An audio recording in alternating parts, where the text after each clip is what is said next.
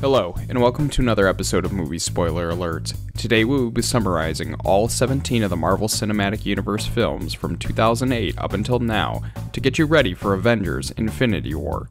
The only summary that I don't have here is for the Black Panther, as it's currently not out on Blu-ray, so I can't use it for summary purposes. I am releasing this video in two different versions, one that's in chronological order based off of the year that the film was released, and another organized by the title characters.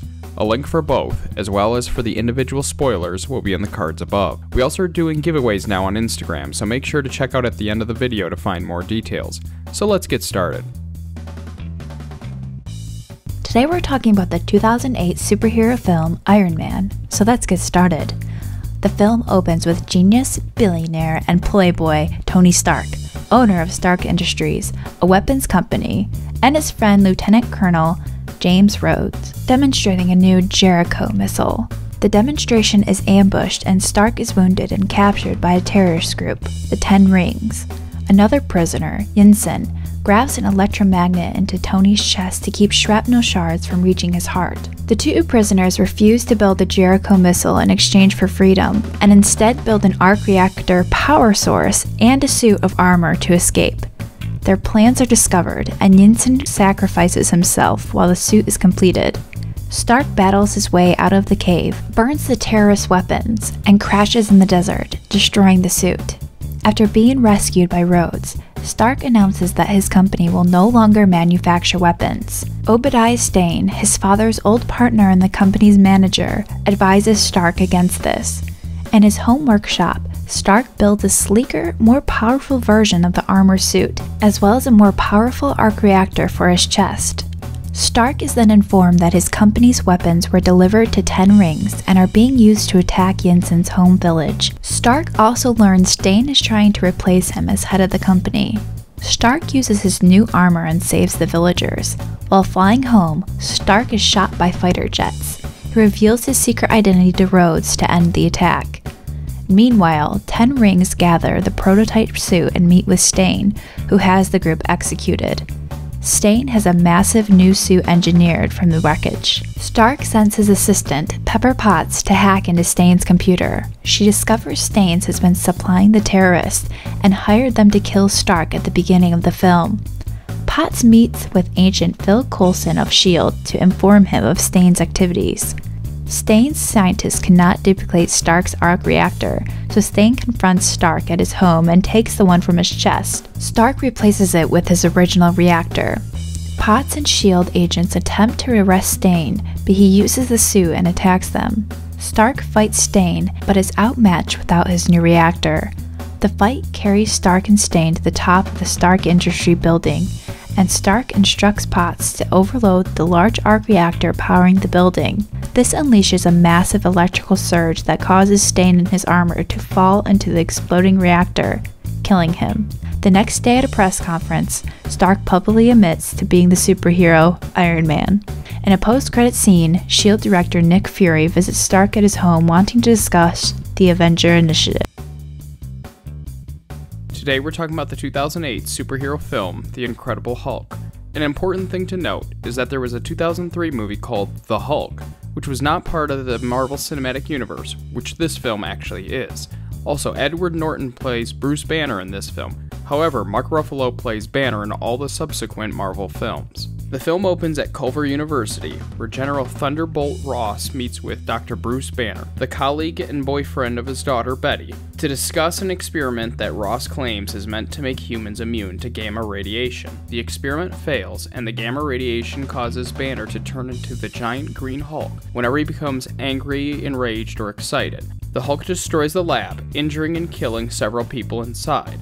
Banner becomes a fugitive, and the US military and General Ross want to weaponize the Hulk process. 5 years later, Banner works at a bottling facility in Brazil while searching for a cure for the Hulk condition, collaborating online with a man known only as Mr. Blue. Banner uses yoga techniques to try to keep his rage under control and hasn't transformed in 5 months. After cutting his finger on the line and some blood falling into a bottle, an elderly man gets gamma sickness from drinking a bottle in Wisconsin. Ross uses that bottle to track down Banner, sending in a SWAT team led by Emil Blonsky to capture Banner. Banner becomes the Hulk and defeats the team. Blonsky agrees to be injected with a small amount of a similar serum to Banner's, which gives him enhanced abilities, but deforms his skeleton and impairs his judgment. Banner returns to Culver University and reunites with Betty, who is now dating psychiatrist Leonard Samson. Banner is attacked again by Blonsky's team after Samson gave him up, causing him to become the Hulk. A battle takes place outside the university, and Blonsky seems to be killed by the Hulk, who escapes with Betty. After becoming Banner, Betty and him go on the run, and Banner contacts Mr. Blue, who they meet in New York City. Mr. Blue is actually cellular biologist Dr. Samuel Stearns, who tells Banner that he possibly has an antidote, but it only works after each individual transformation, and it is not permanent.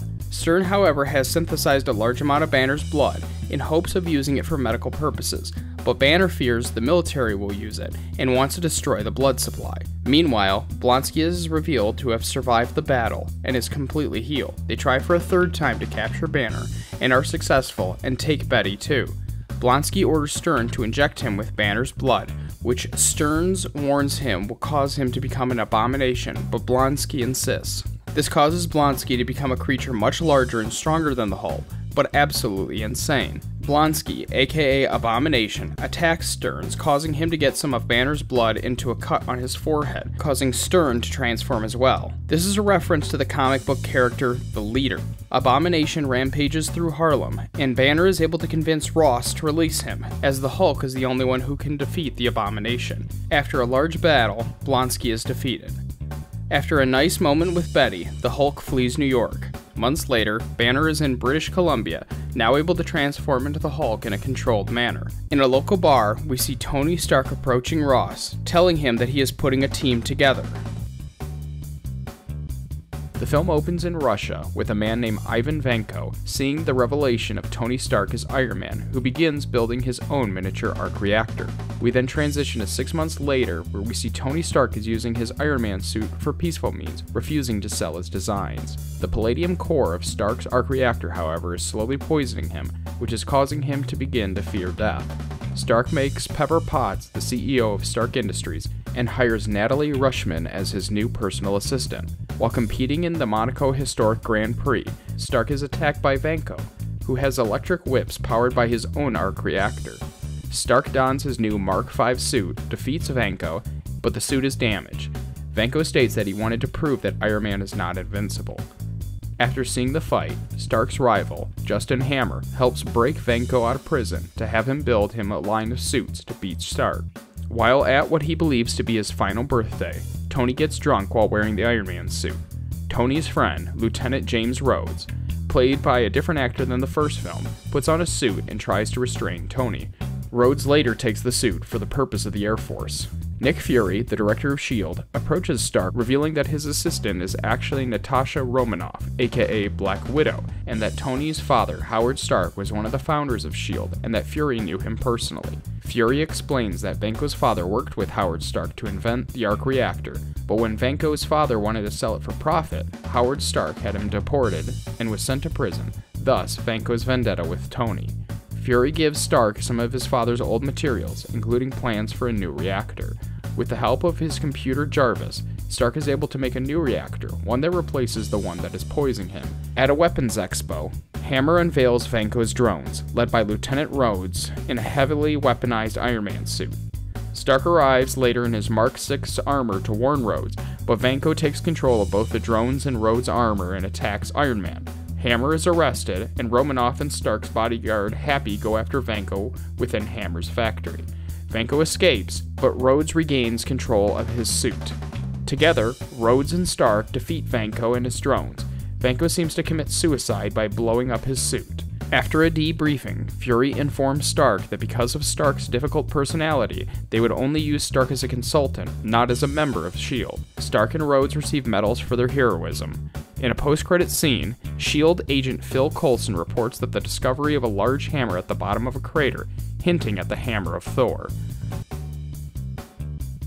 Today we're talking about the 2011 superhero film, Thor, so let's get started. The film opens in 1965 AD, where Odin, the king of Asgard, is waging war against the Frost Giants and their leader Laufey to prevent them from conquering the Nine Realms. The Asgardian warriors defeat the frost giants and seize their source of power.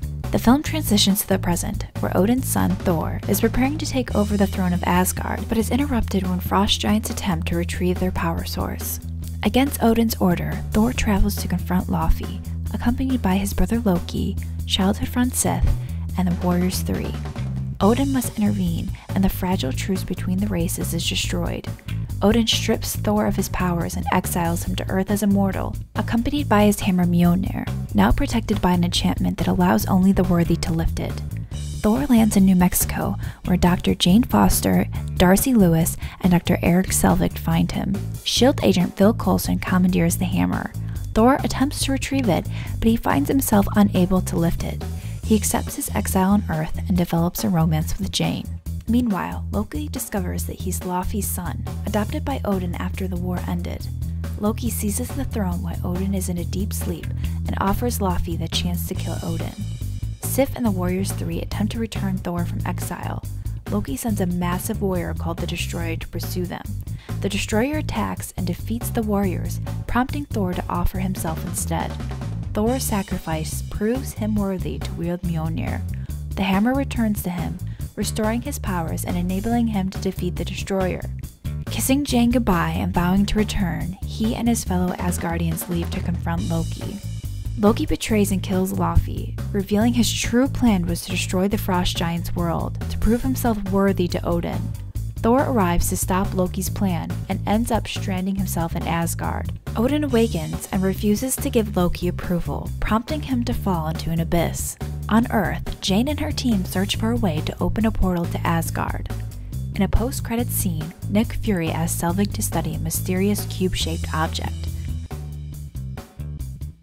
The film begins in 1942, with Nazi officer Johann Schmidt and his men entering into a German-occupied Norwegian town, looking for a mysterious relic known as the Tesseract, which is said to have untold powers.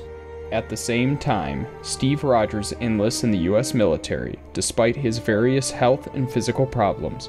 With the help of his friend Bucky and Dr. Abraham Erskine, Rogers is put into an experimental super soldier program, and it is revealed that the Nazi officer Schmidt underwent an earlier version of this procedure, having some serious side effects. Rogers undergoes the procedure, becoming significantly more muscular and strong. Back in Europe, Schmidt and Dr. Zola begin to use the power of the Tesseract in order to try to take over the world. Schmidt discovers Dr. Erskine's location and has him assassinated right after he completed Rogers' procedure. Roger captures the assassin, but the assassin commits suicide in order to avoid interrogation. With Erskine dead, the super soldier formula is lost. With his new powers, Rogers is sent to tour the nation in a colorful costume, given the title Captain America, and is told to promote war bonds. While visiting Italy, Rogers finds out that his friend Bucky's unit went missing in a battle against Schmidt's forces. Rogers teams up with a British agent, Peggy Carter, and the engineer Howard Stark, who, side note, is Tony Stark's, aka Iron Man's, father.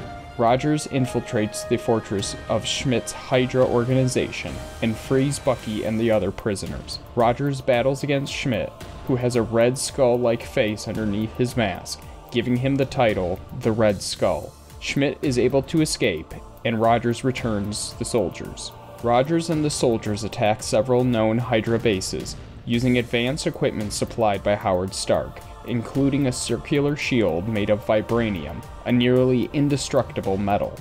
Rogers is able to capture Dr. Zola, but during the capture, Bucky falls from the train and appears to be dead. From Dr. Zola's information, Rogers locates the final Hydra base, and Rogers stops Schmidt aboard a plane from using the Tesseract to cause massive casualties all over the world. The container for the Tesseract is damaged, and Schmidt physically touches the Tesseract, causing him to dissolve into bright light. The Tesseract falls and burns through the floor of the plane into the ocean. Rogers crashes the plane into the Arctic in order to prevent the onboard payload from possibly hurting anyone else. Stark recovers the Tesseract from the ocean floor, and the wreckage and Rogers are unable to be located, so Rogers is presumed dead. Rogers awakens in a 1940s-style hospital room, but soon realizes that something is wrong, and rushes out of the hospital right into present-day Times Square. The S.H.I.E.L.D. director, Nick Fury, then informs Rogers that he has been asleep for nearly 70 years. In a post-credits scene, we see Fury and Rogers discussing possible future missions that will affect the entire world. To get started, let's do a quick rundown of the Avengers team. Tony Stark, aka Iron Man. He's a billionaire genius that has no actual powers, but incredibly advanced technology that helps him fight bad guys. Thor, aka Pretty Boy. From Asgard, the god of thunder, who carries a hammer that cannot be moved. Bruce Banner, aka the Hulk. A scientist that when he gets angry becomes a massive green creature that is nearly invincible. Steve Rogers, aka Captain America. A genetically enhanced man from the 1940s that was frozen for 70 years and is sometimes a bit out of touch with modern times. Clint Barton, aka Hawkeye, a new character to the modern Marvel movie universe who does not have his own individual movie, and frankly, no one really cares about him. Hawkeye's weapon of choice is a bow and arrow, but does not have any real specific superpowers. Natasha Romanoff, aka Black Widow. Honestly, save for maybe Pretty Boy Thor, she's the best looking member of the Avengers.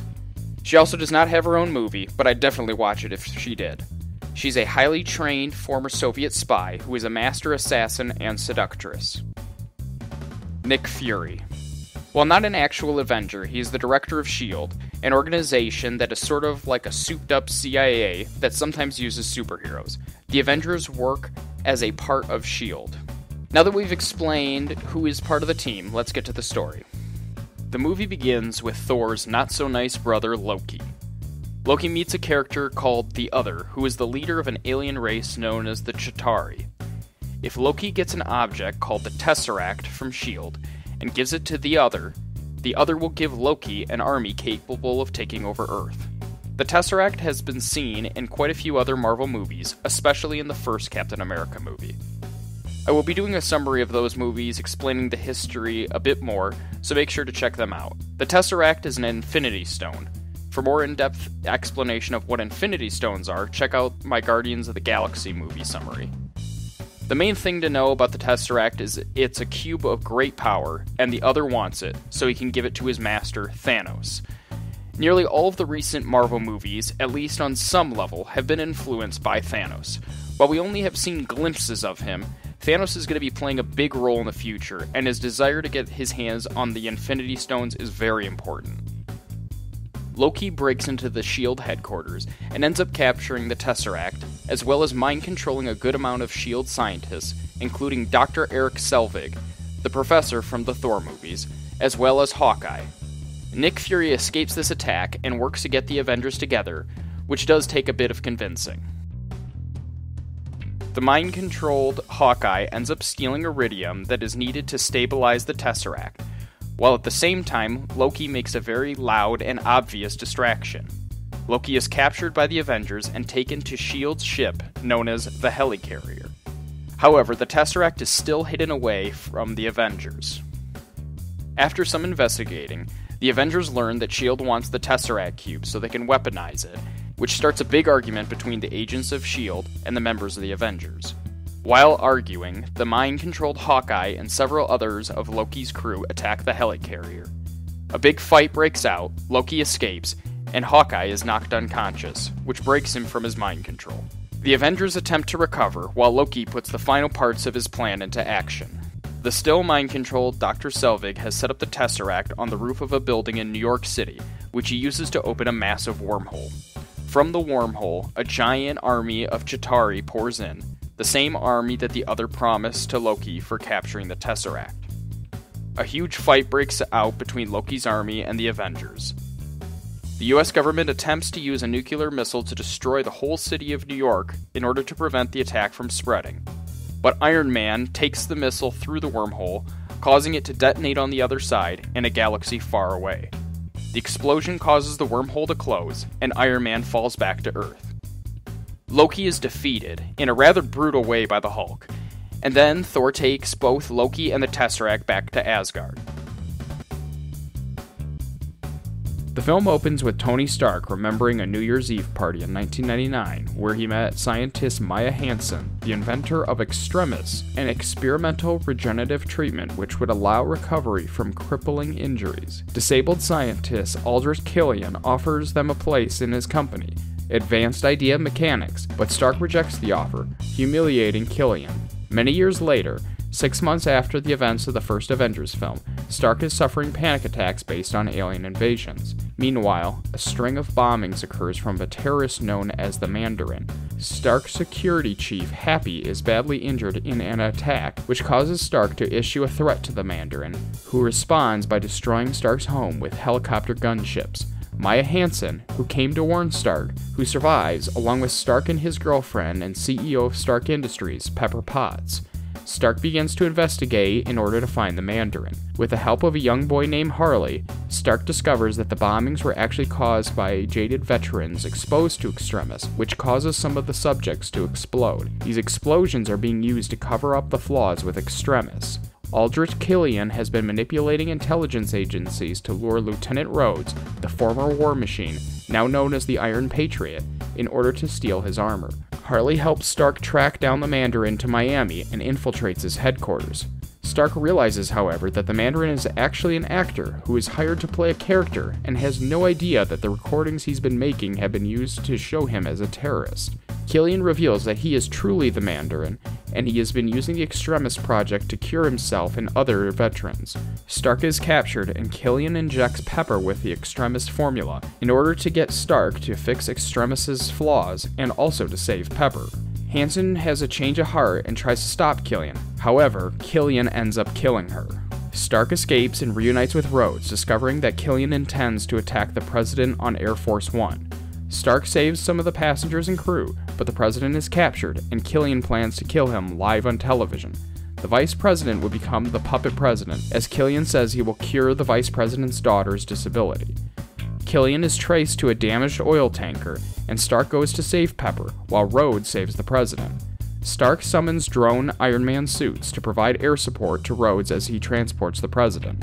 Stark discovers that Pepper did survive the Extremis procedure, but the oil rig begins to collapse, and she falls to what seems like her death. Stark confronts Killian and traps him in an Iron Man suit, sets it to self-destruct, but it fails to kill Killian. Pepper, who survived the fall due to her Extremis powers, intervenes and is able to kill Killian. Stark has Jarvis remotely destroy all of his Iron Man suits as a sign of devotion to Pepper, and the Vice President and the actor pretending to be the Mandarin are both arrested.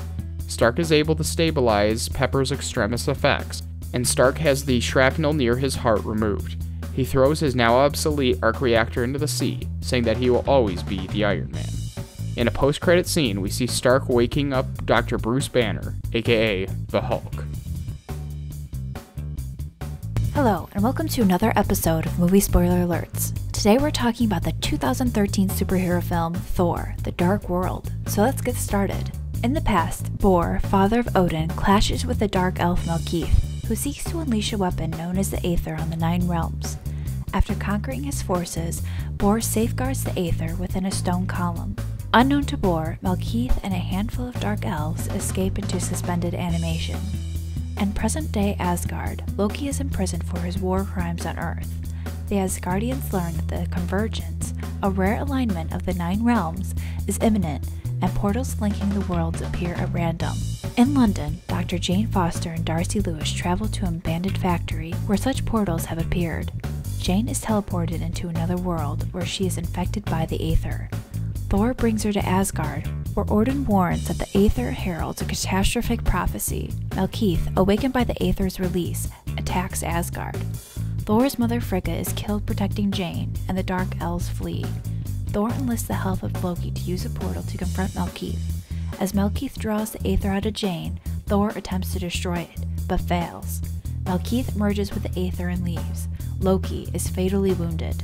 Thor and Jane discover a portal in a nearby cave and reunite in London with Darcy and Dr. Eric Selvig. They learn that Malekith's plan is to restore the Dark Elves. Thor battles Malekith through various portals and across multiple worlds until one portal separates them, leaving Malekith unopposed on Earth. Thor returns in time to help transport Malekith away from Earth, where he is crushed by his own damaged ship. Thor returns to Asgard, where he declines Odin's offer to take the throne and tells Odin of Loki's sacrifice. As he leaves, Odin's form transforms into Loki, who is alive and impersonating Odin. In a mid-credits scene, we see the Collector collecting Infinity Stones.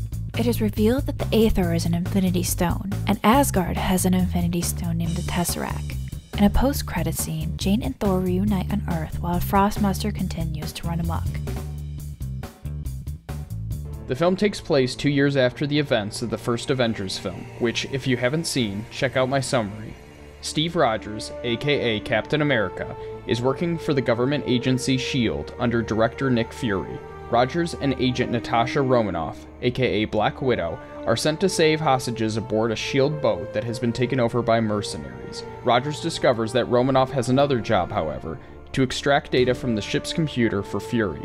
Rogers confronts Fury later about this, where Fury reveals a plan to build 3 massive helicarriers equipped with advanced weaponry and spy devices to try to preemptively destroy any threat through a project known as Project Insight. Fury, however, is unable to decrypt the recovered data and becomes suspicious of Project Insight. Fury is later ambushed by a group led by a mysterious assassin known as the Winter Soldier. Fury escapes and finds Rogers, telling him that S.H.I.E.L.D. has been compromised.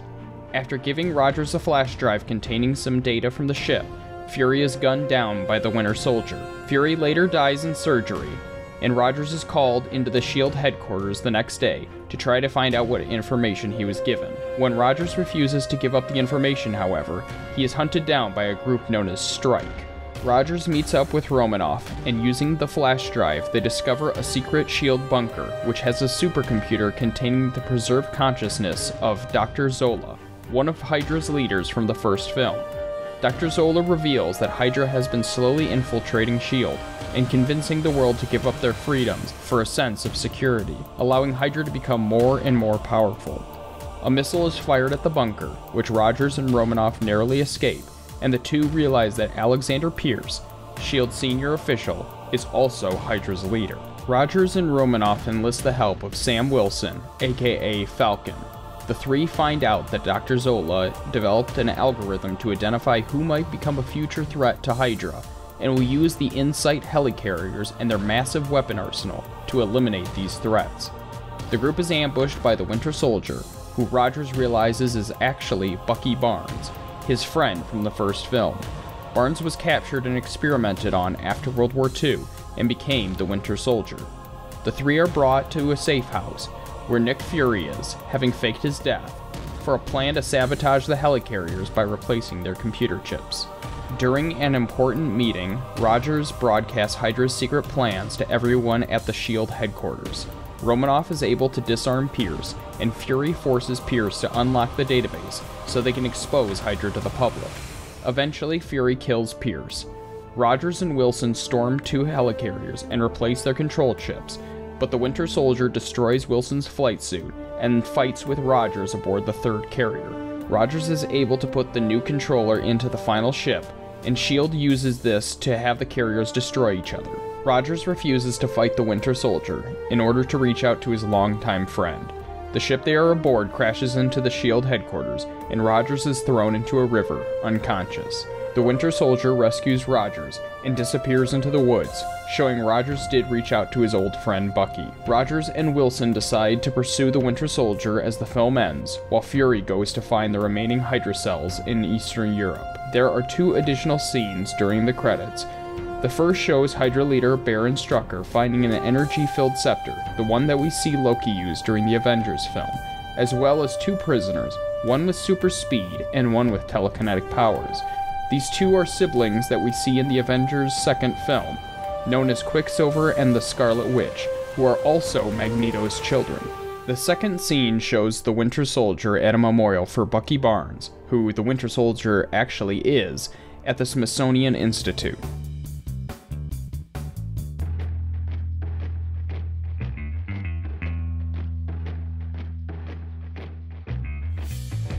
Peter Jason Quill, aka Star-Lord.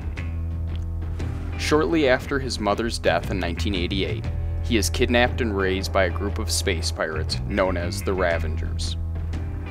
The film opens on Peter stealing an orb, which takes place 26 years after his abduction. Peter is a goofy and charismatic smuggler who is a bit of a jerk at times and doesn't have any trouble with the ladies. Remind you of anyone? Yondu. Yondu is the leader of the Ravengers, a group of ruthless space thieves and smugglers. Yondu raised Peter after abducting him, bringing him into the life of space crime. Yondu carries a special arrow on his hip that he can control by simply whistling, working as a very effective and deadly weapon. After hearing that Peter stole the orb in the opening of the movie, Yondu places a bounty on Peter's head in order to steal the orb for himself. Nova Prime Irani Rael. Nova Prime is the leader of the Nova Corps, the central good guy government seen in the film. The Nova Corps' home planet is Xandar, which is also the same planet where Peter intends to sell the orb that he stole. The Nova Corps is at war with the Kree, which is led by the fanatic Ronan the Accuser. Ronan is the main antagonist of the film, and is a member of the Kree race. Ronan is a fanatic who defied the treaty between the Kree and the Nova Empire, and is hellbent on destroying the planet Xandar. Ronan wants the orb so he can trade it to Thanos, in order to receive Thanos' aid in the destruction of Xandar. Ronan's primary weapon is a large hammer, and he also has his own ship known as the Dark Aster, and a sizable fleet along with it. Nebula. Nebula is the adopted daughter of Thanos, and the adoptive sister of Gamora. She is a cyborg, incapable of repairing herself, and is loyal to Ronan. Gamora. Gamora is the adopted daughter of Thanos, and the adoptive sister of Nebula. At the beginning of the film, she is sent by Thanos to aid Ronan, and is tasked with stealing the orb.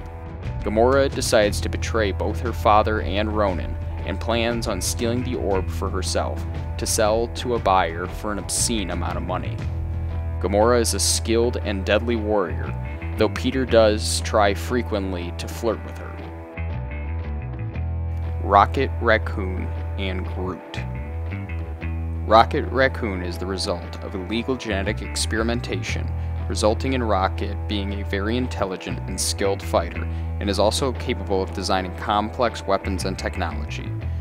Groot is a tree-like creature who is only capable of saying, I'm Groot. I'm Groot. I am Groot! Together, Rocket and Groot work as bounty hunters and try to catch Peter for the reward that Yondu put on his head. Drax the Destroyer. Drax is an incredibly powerful and strong fighter, but he is completely literal and has no understanding of euphemisms, social cues, or satire. Drax's entire family was killed by Ronan and vows to get revenge. And now on to the story. After stealing the orb, Peter lands on the planet Xandar in order to sell the orb to his black market dealer. Shortly after arriving, Peter is intercepted by Gamora, who wants to steal the orb for herself. Peter and Gamora break into a fight when Groot and Rocket identify Peter and notice that he has a bounty on his head. Groot and Rocket jump into the fight in order to capture Peter themselves. After causing a considerable amount of damage, all four of them are arrested and sent to the Klin, a high-security outer space prison. When they arrive at the Klin, Gamora explains to the group that she was going to sell the orb for a massive amount of money. After a bit of arguing, Peter convinces the team to work together to break out of the prison and split the earnings from selling the orb. While in prison, they meet Drax, whose entire family was killed by Ronan and wants revenge. Drax teams up with the main group in hopes that he will have the opportunity to kill Ronan. The team devises an elaborate plan involving disabling the gravity of the prison and successfully escapes. Afterwards, they travel to meet Gamora's buyer on a massive floating head known as Nowhere.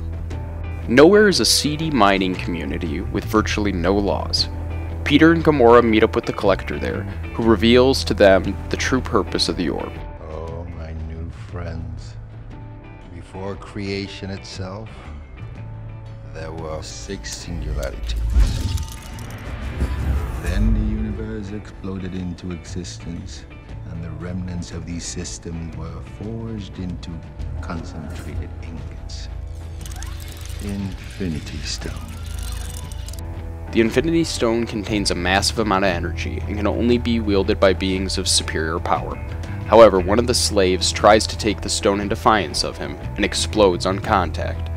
After realizing the stone's importance, Gamora and Peter decide to take the stone to the Nova Corps so it could be kept out of the hands of dangerous individuals such as Ronan.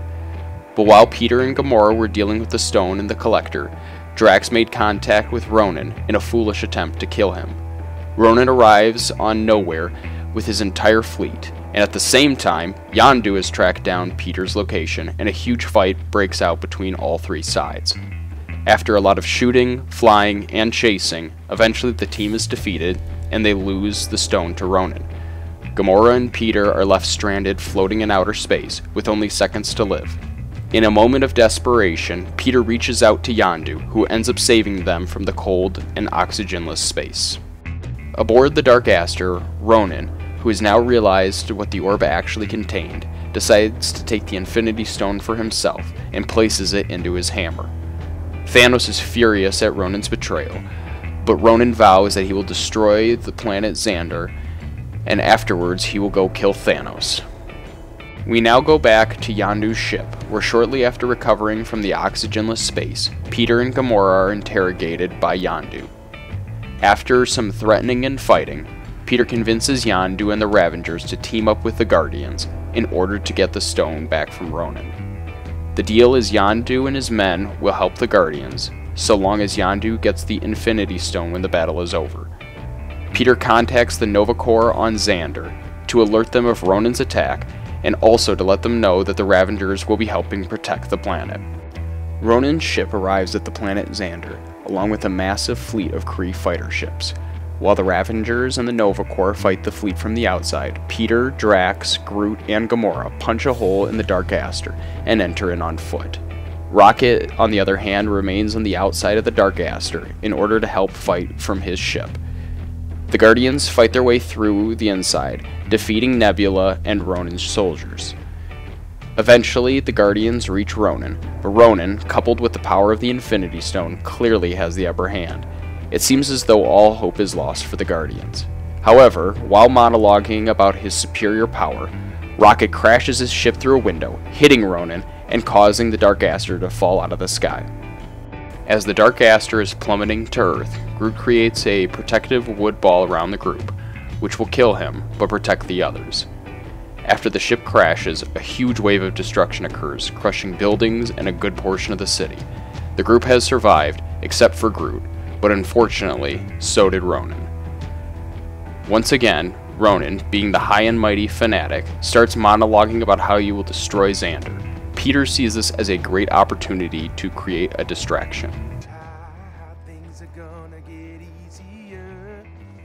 Ooh, child, things will get brighter. Listen to these words. Ooh, child, things are gonna get easier. Ooh, child, things will get brighter. Then bring it down hard. Someday, put it together. What are you doing? Dance off, bro. Me and you. Come on. Subtle. Take it back. What are you doing? I'm distracting you, you big turd blossom.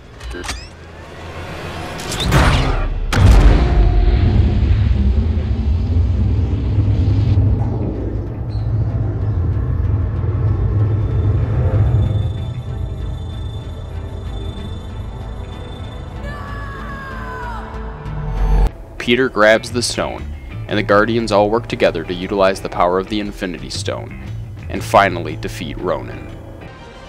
Oh! You said it yourself, bitch. We're the Guardians of the Galaxy.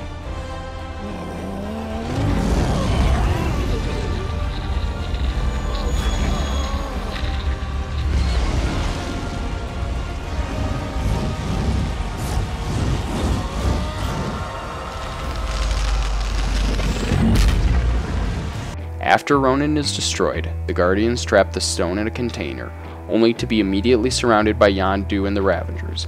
Yondu takes the container and leaves the Guardians. As Yondu is leaving, He mentions to one of his crew how the Ravengers were originally hired to pick up Peter and bring Peter to his dad. This possibly could be a plot point for the next movie. Peter reveals, however, that he switched the container on Yondu, giving Yondu a troll doll, while giving the real Infinity Stone to the Nova Corps to be locked away and protected. As a reward for their service, the Nova Corps expunges all of the Guardians' criminal records. Aboard the ship, we see that a small twig from Groot that Rocket had saved actually turned out to still be alive, indicating that we will most likely see Groot again. The Guardians fly off to start on some other new adventure. After the credits, on Nowhere, we see the Collector, still damaged and hurt from earlier, being taunted by Howard the Duck. The film opens with the Avengers raiding a Hydra facility in Sokovia, commanded by Baron Wolfgang von Strucker, who's been experimenting on humans using the scepter previously wielded by Loki. They encounter test subjects Pietro and Wanda Maximoff, who are Quicksilver and Scarlet Witch, as well as apprehending Strucker and Loki's scepter.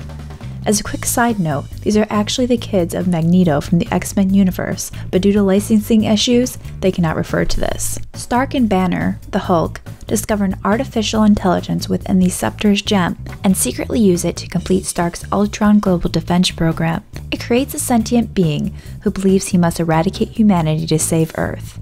It destroys Stark's AI Jarvis and attacks the Avengers at their headquarters. Ultron escapes with the scepter and uses the resources at the Hydra base to upgrade his body and build an army of robot drones.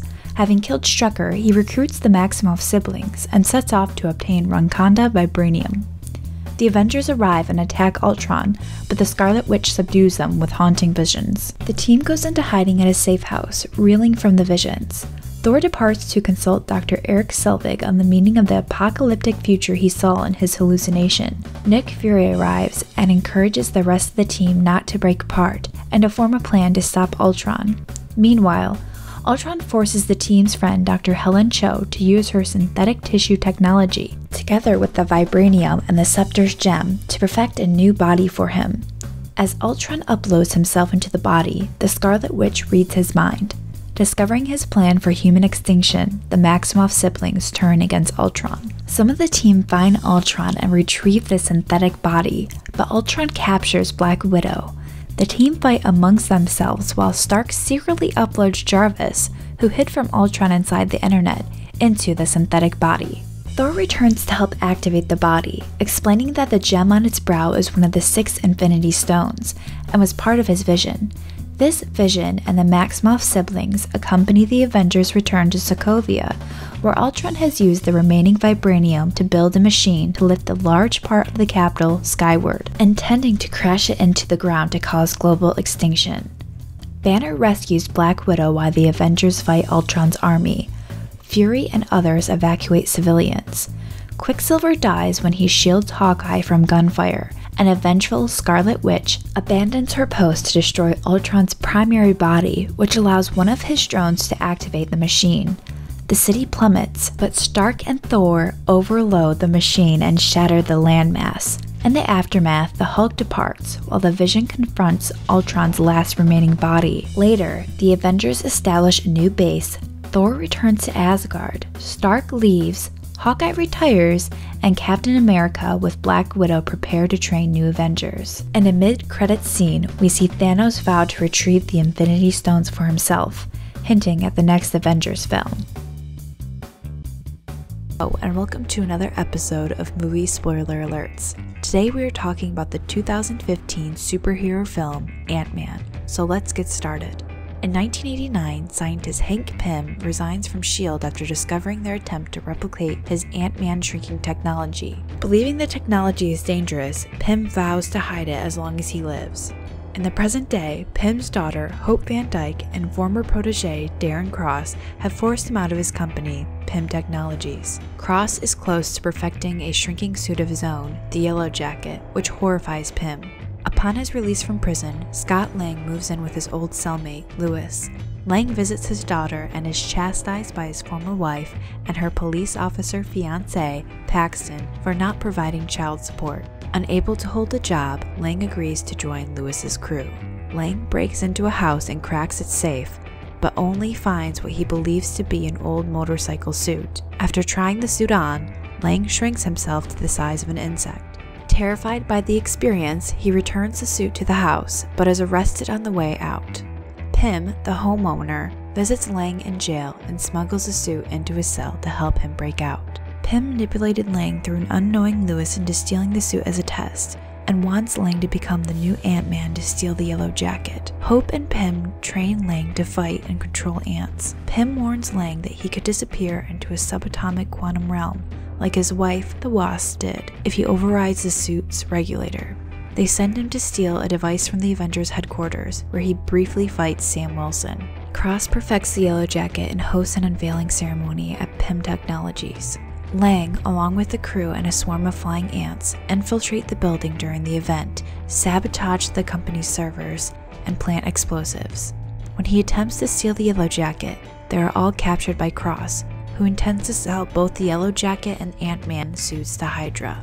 Lang and Hope break free to take out most of the Hydra agents, although one flees with a vial of Cross's particles and Pym is shot. Lang pursues Cross, while the explosives detonate, imploding the building as Pym and Hope escape. Cross, wearing the yellow jacket, attacks Lang before Lang is arrested by Paxton. Cross takes Lang's daughter hostage to lure him into another fight. Lang overrides the regulator and shrinks to subatomic size to penetrate Cross's suit and sabotage it to shrink uncontrollably, killing Cross.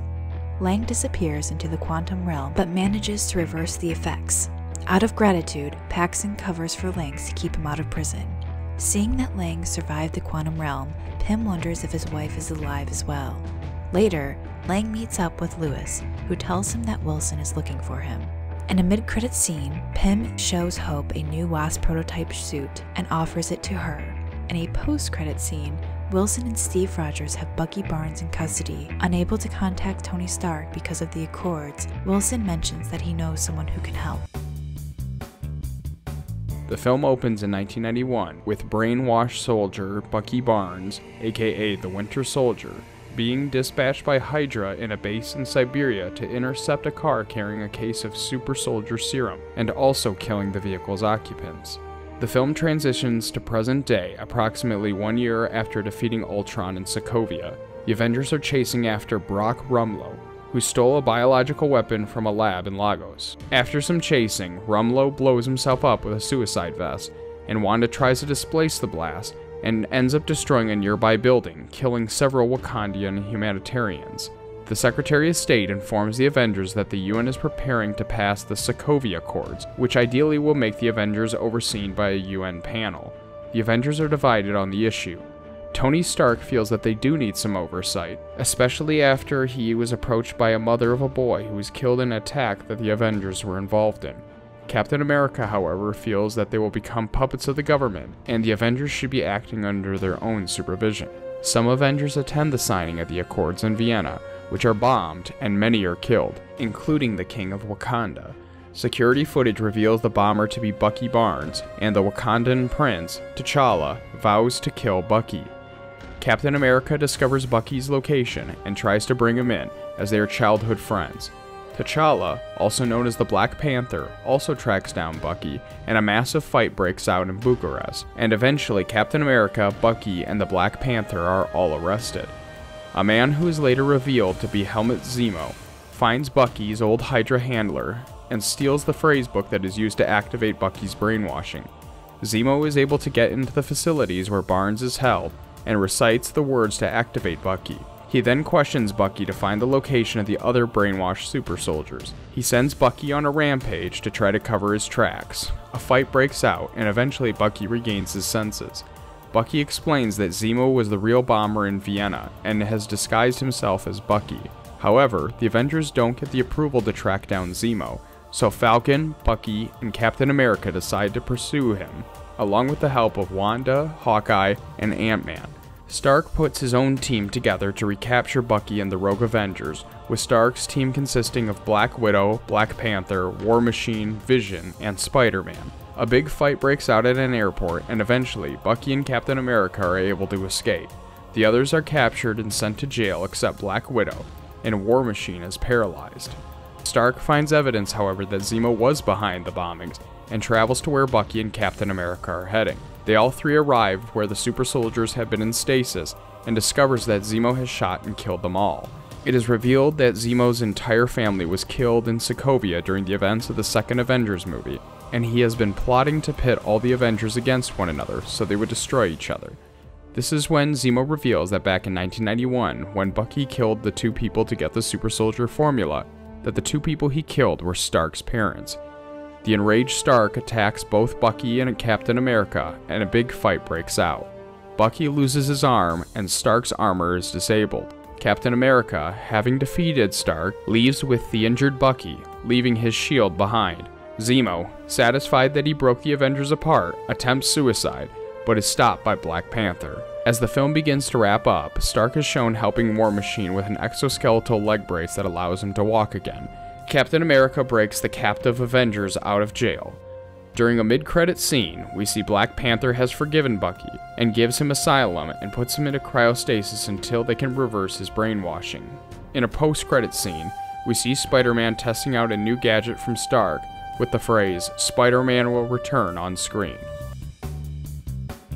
The film opens in Nepal, where we see the sorcerer Kalius and his zealots entering into the secret compound, Kamar Taj, and they behead its librarian. They steal a few pages from an ancient text belonging to the Ancient One, a long-lived sorcerer who taught every student at Kamar Taj, including Kalius, in the mystic arts.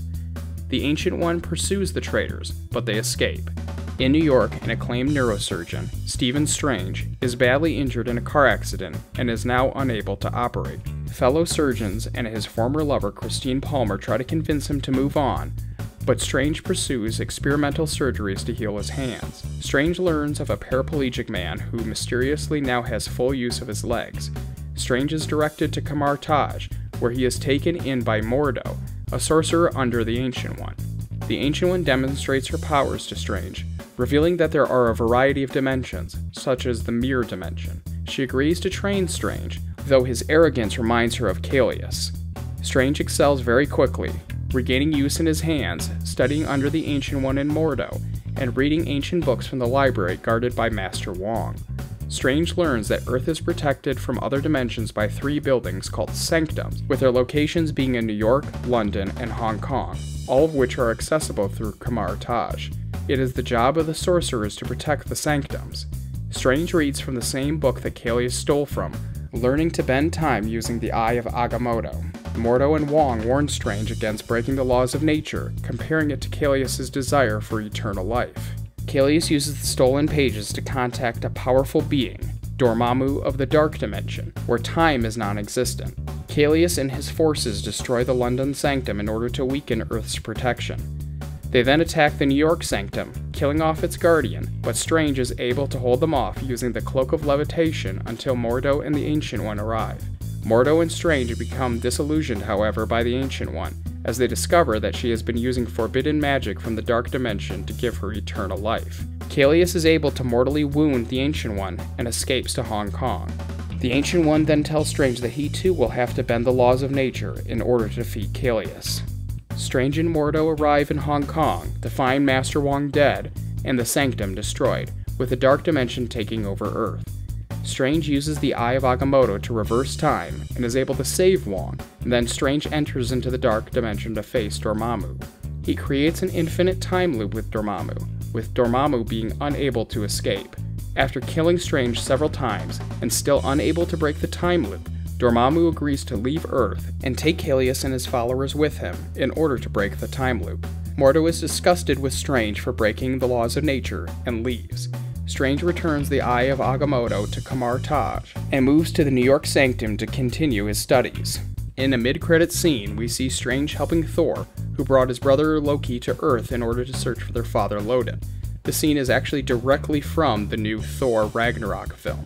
In the post-credit scene, we see Mordo confronting the former paralyzed man, stating that Earth has too many sorcerers, hinting that Mordo might become the next villain.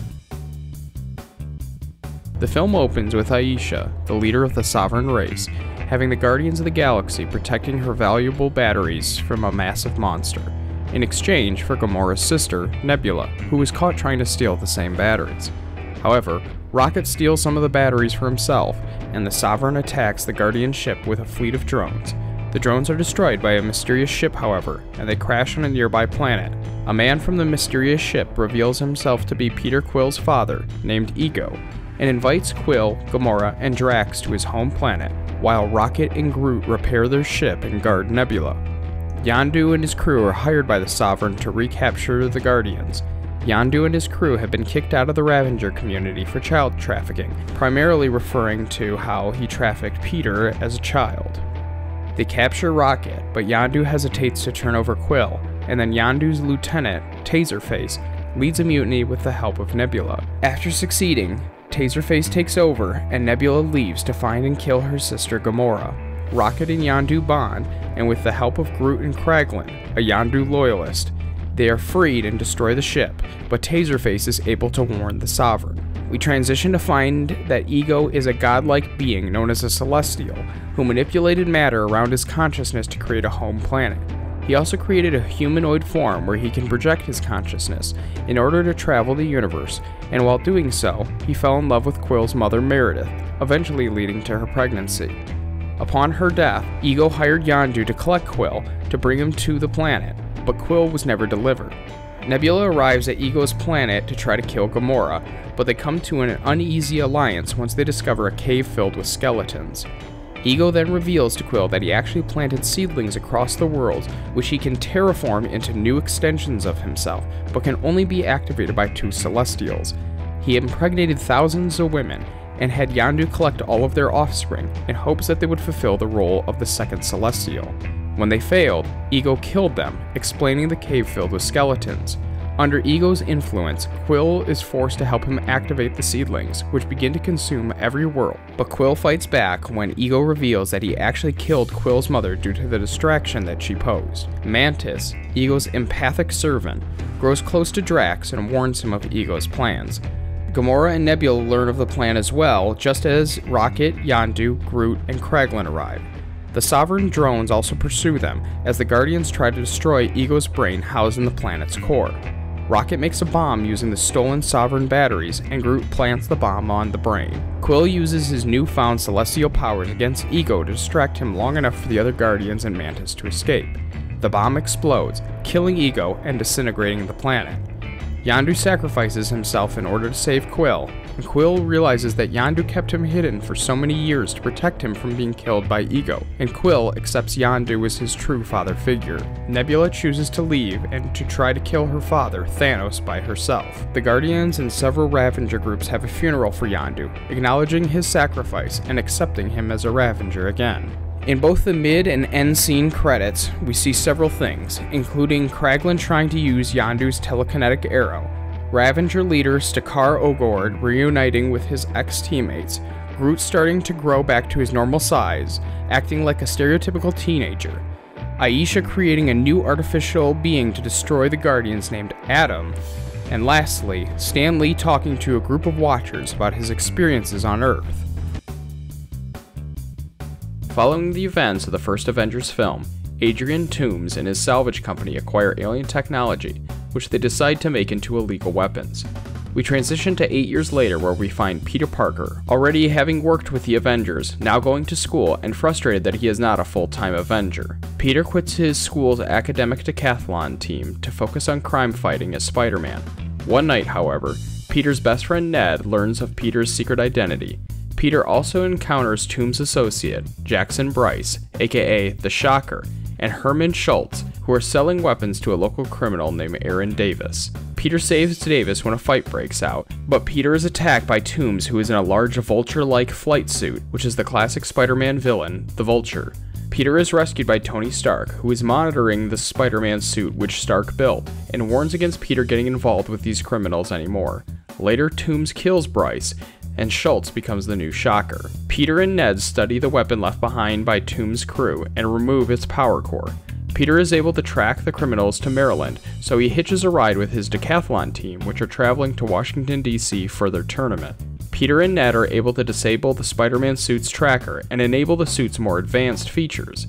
Peter tries to stop Toomes from stealing from a weapons convoy, but is trapped inside one of the trucks and is locked in a secure facility for the night, which causes him to miss the decathlon tournament. Peter discovers that the power cord that Ned is still carrying has become unstable and leads to the whole decathlon being trapped in an elevator when the core explodes. Peter rushes in and saves his classmate, including his crush, Liz.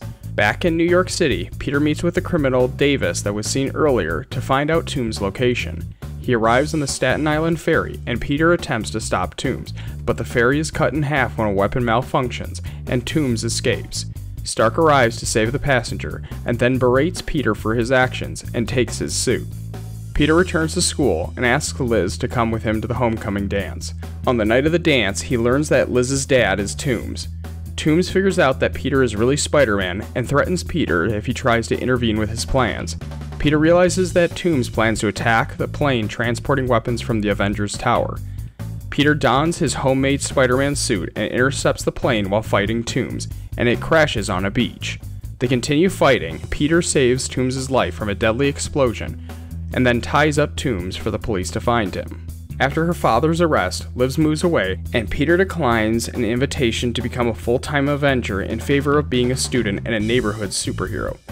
We also find out that one of his classmates, who's been teasing him throughout the film, actually goes by the nickname MJ, hinting at a possible girlfriend and love interest. Stark also gives Peter back his suit, which Aunt May walks in just as he's putting on, discovering Peter's superhero identity. In a mid-credit scene, we see Toomes in prison, being questioned about Spider-Man's real identity, but Toomes denies knowing anything about his secret. 2 years after the Battle of Sokovia, Thor has been unsuccessfully searching for the Infinity Stones, and is now imprisoned by the fire demon Surtur. Surtur reveals that Thor's father Odin is no longer in Asgard, and that it will soon be destroyed in the prophesized Ragnarok, once Surtur unites his crown with the eternal flame that burns in Odin's vault. Thor defeats Surtur and claims his crown, believing that he has prevented Ragnarok. Thor returns to Asgard to find his brother Loki posing as Odin. Thor forces Loki to help him find their father, and with the directions of Dr. Stephen Strange on Earth, they locate Odin in Norway. Odin explains that he is dying, and his passing will allow his firstborn child, Hela, to escape from the prison that she was sealed in long ago. Hela had been the leader of Asgard's army and conquered the 9 realms with Odin, but Odin imprisoned her, fearing that she had become too powerful. Odin dies, and Hela is released. She destroys Thor's hammer, and when Loki and Thor attempt to flee through the Bifrost Bridge, she pursues them and forces them out into space. Hela arrives in Asgard, destroying its army and killing its warrior 3. She resurrects the ancient dead who once fought with her, including her giant wolf Fenris, and appoints the Asgardian Scourge as her executioner. She plans to use the Bifrost to expand Asgard's empire, but Heimdall steals the sword that controls the bridge and hides it away with the rest of the citizens. Thor crash lands on Sakaar, a garbage planet surrounded by wormholes. A slave trader, Scrapper 142, subdues him and sells him as a gladiator to Sakaar's ruler, the Grand Master, with whom Loki has already come to know. Thor recognizes 142 as one of the Valkyrior, a legendary force of female warriors who were killed defending Asgard from Hela a long time ago. Thor is forced to compete in the Grand Master's Contest of Champions, facing an enraged Hulk. Thor gets the upper hand on Hulk, but the Grand Master sabotages the fight to ensure Hulk's victory. Still enslaved, Thor tries to convince Hulk and 142 to help him save Asgard, but neither are willing. He manages to escape and finds the jet that brought the Hulk to Sakaar. Hulk follows Thor to the jet, where a recording of Natasha Romanoff makes him transform into Bruce Banner for the first time since Sokovia. The Grand Master orders 142 and Loki to find Thor and Hulk, but Loki forces her to relive the deaths of her fellow Valkyrior at the hands of Helena. Deciding to help Thor, she takes Loki captive. Unwilling to be left behind, Loki provides the group with the means to steal one of the Grandmaster's ships. They then also liberate the other gladiators who start a revolution.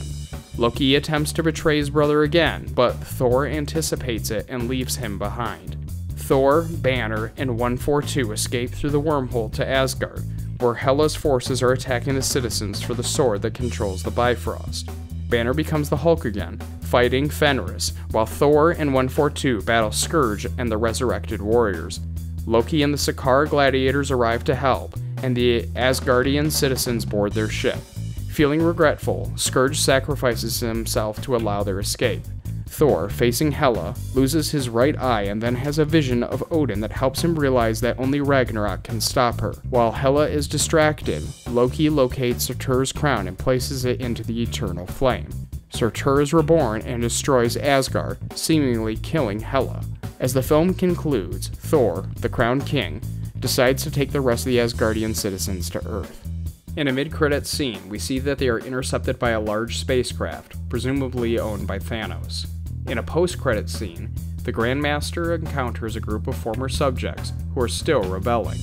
So that was the spoilers for all the Marvel films up to Infinity War. If you have another film you'd like to see me spoil, please let me know in the comments below. Check out movie spoiler alerts on our various forms of social media, and check out our Avengers giveaway on Instagram. Thanks for watching.